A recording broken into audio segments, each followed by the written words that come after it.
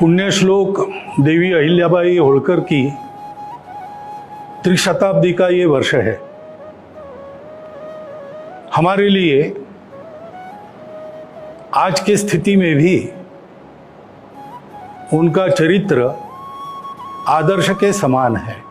दुर्भाग्य से उनको वैधव्य प्राप्त हुआ,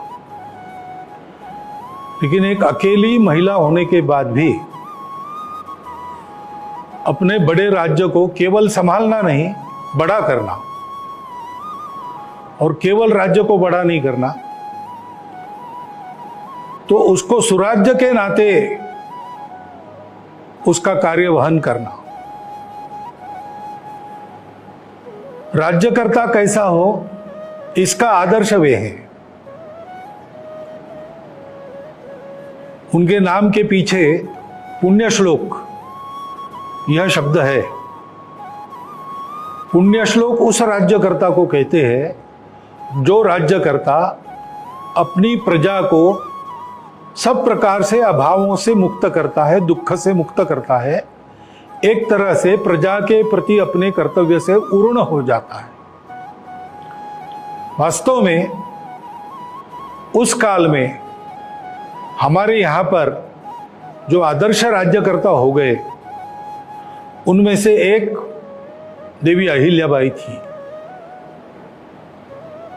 अपनी प्रजा को रोजगार मिले इसलिए उन्होंने उद्योगों का निर्माण किया, और ऐसा पक्का निर्माण किया कि महेश्वर का वस्त्रोद्योग आज भी चलता है और बहुत लोगों को रोजगार देता है।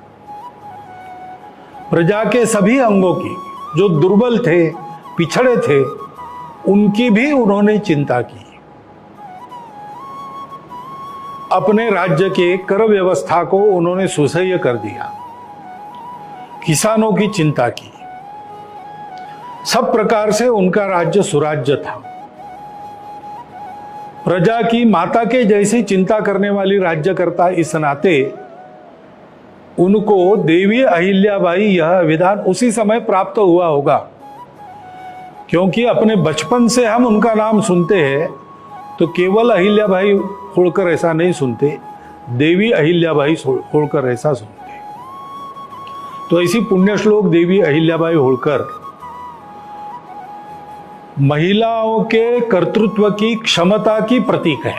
मातृशक्ति के सशक्तिकरण की बात आज हम करते हैं, लेकिन मातृशक्ति कितनी सशक्त है और क्या क्या कर सकती है, कैसे कर सकती है, इसका अनुकरण करने लायक आदर्श देवी अहिल्याबाई ने अपने जीवन से हम सब लोगों के सामने रखा है। उन्होंने जो काम किया वो अनेक प्रकार से विशेष है। राज्य को उन्होंने कुशलता पूर्वक चलाया। उस समय सभी राज्यकर्ताओं से उनके संबंध मित्रता के थे। इतना ही नहीं तो आसपास के सभी राज्यकर्ता भी उनको देवी स्वरूपा मानते थे। इतनी श्रद्धा और आदर उनके बारे में समकालीन राज्यकर्ताओं में था। राज्य पर कोई आक्रमण न हो इसलिए समर नीति की जानकार ऐसे भी उनको जाना जाता है। बड़ी सेना लेकर राघोबा दादा आए थे, लेकिन उन्होंने अपने नीति से और बिना संघर्ष के उस आपत्ति का निवारण कर दिया। ऐसी कुशल प्रशासक, उत्तम राज्यकर्ता, सामरिक और राजनयिक कर्तव्यों में माहिर, इस प्रकार की राज्यकर्ता थी। और केवल अपने राज्य की उन्होंने चिंता नहीं की, पूरे देश की चिंता की। अपने देश के संस्कृति का जो आधार है उसको पुष्ट करने के लिए देश में अनेक स्थानों पर उन्होंने मंदिर बनवाए। स्वयं वो राज्य करती थी, वो भी अपने को राजा नहीं मानती थी। श्री शंकर कृपे करून ऐसा वो लिखती थी। श्री शंकर आज्ञा करून, शिव भगवान की आज्ञा से राज्य चला रही है, ऐसा उनका भाव था। और कई जगह उन्होंने मंदिर बनवाए, नदियों पर घाट बनवाए, धर्मशालाएं बनवाई। सारे भारत में ये उन्होंने किया।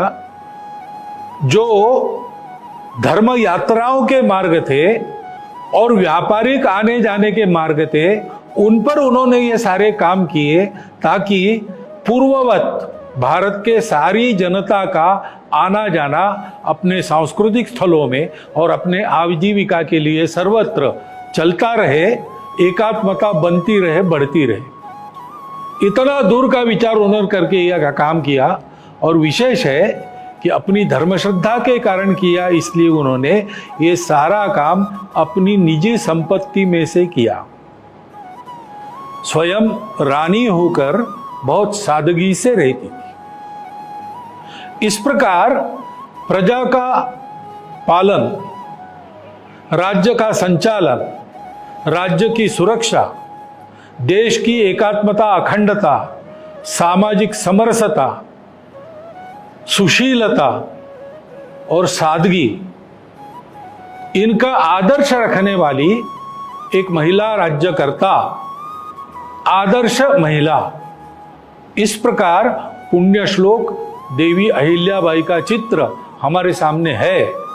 आज की हमारी स्थिति में भी हमारे लिए वो एक आदर्श है।